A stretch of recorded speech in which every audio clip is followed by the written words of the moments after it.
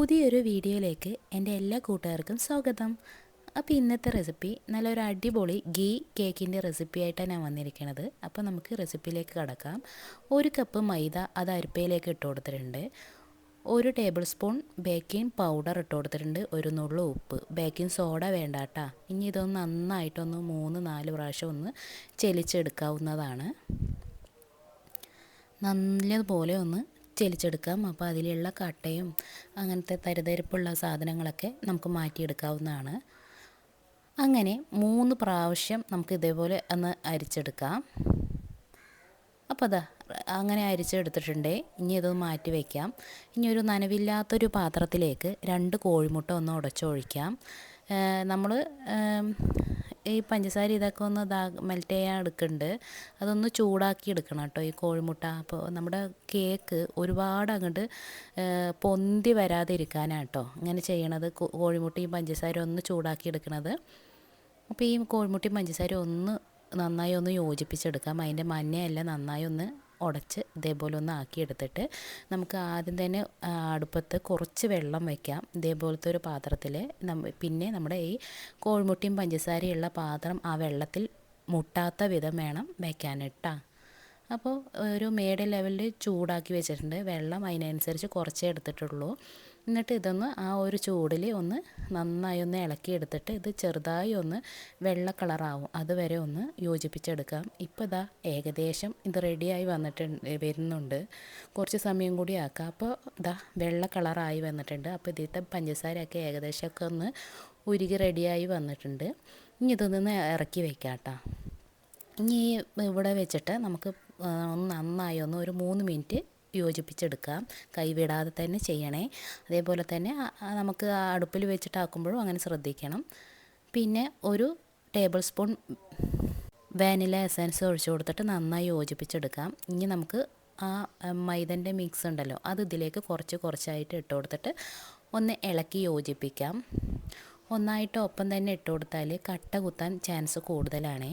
അപ്പോൾ നമുക്ക് കുറച്ച് ആയിട്ട് ഇട്ട് കൊടുത്തിട്ട് ഇതേപോലെ ഒന്ന് യോജിപ്പിച്ചെടുത്താൽ കട്ട പിടിക്കുന്ന ഒരു സംഭവം അത് കുറവായി വരും കേട്ടോ. അപ്പോൾ ഇതാ ഇത് റെഡി ആയിട്ടുണ്ട്. ഇനി നമുക്ക് ഇതിലേക്ക് ആ ബാക്കിയുള്ള മാവ് കൂടി ഇട്ട് കൊടുത്തിട്ട് നന്നായി ഒന്ന് യോജിപ്പിച്ചെടുക്കാം.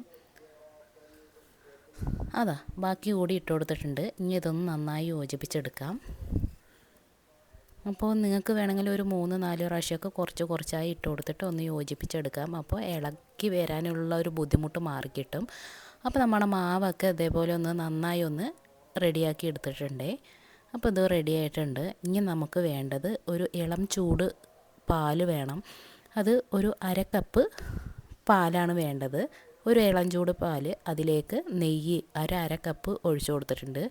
നിങ്ങൾക്ക് നെയ്യിൻ്റെ മണം ഇഷ്ടമല്ല വെച്ചാൽ നിങ്ങൾക്ക് ബട്ടർ വേണമെങ്കിൽ ഒഴിച്ചു കൊടുക്കാം. ഇതേപോലെ 1/2 കപ്പ് ബട്ടർ വേണമെങ്കിൽ ഒഴിച്ചു കൊടുക്കാം. അപ്പോൾ ഒന്ന് ചൂടായ പാലിൽ തന്നെ ഒഴിക്കാൻ ശ്രദ്ധിക്കണേ. അപ്പോൾ ഒരു പ്രത്യേക രുചിയും കാര്യങ്ങളും മണവും കേക്കിൻ്റെ സോഫ്റ്റ്നെസ്സും ഒക്കെ അടിപൊളിയായി കിട്ടും. അപ്പോൾ ഇത് റെഡി ആയിട്ടുണ്ട്. അത് ഇതിലേക്ക് ഒഴിച്ചു കൊടുക്കാം. 1/2 കപ്പ് പാലിന് 1/2 കപ്പ് നെയ്യ് ആ അളവിൽ തന്നെ എടുക്കാൻ പ്രത്യേകം ശ്രദ്ധിക്കുക. ഇതാണ് ഇതിൻ്റെ പാകട്ടോ. ഇനി ഇതൊന്ന് നന്നായി ഒന്ന് യോജിപ്പിച്ചെടുക്കണം. ഇതേപോലെ പതുക്കെ ഒന്ന് ഇളക്കി കൊടുക്കാം. ആദ്യമൊക്കെ ഇങ്ങനെ നെയ്യൊക്കെ ഇങ്ങനെ പൊന്തി കാണും. അപ്പോൾ നിങ്ങൾ ബേജാറാകേണ്ട ആവശ്യമില്ല. അങ്ങനെ ഇളക്കി യോജിപ്പിക്കുമ്പോൾ പാലും ഈ നെയ്യും ഇതിലേക്ക് നന്നായി ഒന്ന് യോജിച്ച് വരും. കുറച്ച് സമയം എടുത്തിട്ട് ഇതേപോലെ ഒന്ന് മെല്ലെ ഇളക്കി കൊടുക്കാൻ ശ്രദ്ധിക്കണേ. ഇതാ ഇപ്പോൾ ഏകദേശമൊക്കെ റെഡിയായി വന്നിട്ടുണ്ട്. അങ്ങനെ നമ്മുടെ മിക്സ് ഇവിടെ റെഡി ആയിട്ടുണ്ട്. ഇതാ കണ്ടില്ലേ, നല്ല സോഫ്റ്റ് ആയി വന്നിട്ടുണ്ട് മാവ്. നമുക്കൊരു കേക്ക് ടിന്നിലേക്ക് കുറച്ച് നെയ്യൊക്കെ തടവിയിട്ട് ഈ ബാറ്റർ ഇതിലേക്ക് ഒഴിച്ചു കൊടുക്കാം. നന്നായി ഒന്ന് ഒഴിച്ചു കൊടുക്കുമ്പോൾ ഒന്ന് ഇളക്കി കൊടുത്തിട്ട് ഒഴിച്ചു കൊടുക്കാം. കണ്ടില്ലേ, ഒരു അടിപൊളിയായി കിട്ടിയിട്ടുണ്ട് കേക്കിൻ്റെ മിക്സ്.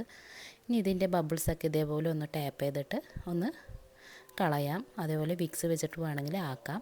ഞാൻ ഓവനിലാണ് വെച്ചിരിക്കുന്നത്. 180 ഡിഗ്രിയിൽ 10 മിനിറ്റ് ചൂടാക്കാൻ വെച്ചിട്ട് ഒരു 30-35 മിനിറ്റ് വേവിക്കാൻ വേണ്ടി സമയമെടുത്ത് ഇതാ അപ്പോഴേക്കും നമ്മുടെ കേക്ക് ഇവിടെ റെഡിയായി. 30-35 മിനിറ്റിന് ശേഷം കണ്ടില്ല, ഒരു അടിപൊളിയായി വന്നിട്ടുണ്ട്. ഇതേപോലെ ഒരു നനവോ ഈർപ്പോ ഒന്നുമില്ല സ്പൂണിൽ.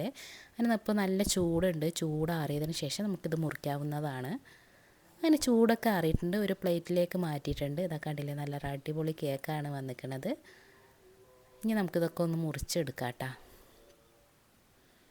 നിങ്ങൾക്ക് ഇങ്ങനെ മുറിക്കുമ്പോൾ തന്നെ അറിയാം നല്ല അടിപൊളിയായി വന്നിട്ടുണ്ട് എന്ന് നിങ്ങൾക്ക് അറിയാൻ പറ്റും. ഇതാ ഒരു അടിപൊളി കേക്ക് തന്നെയാണ്.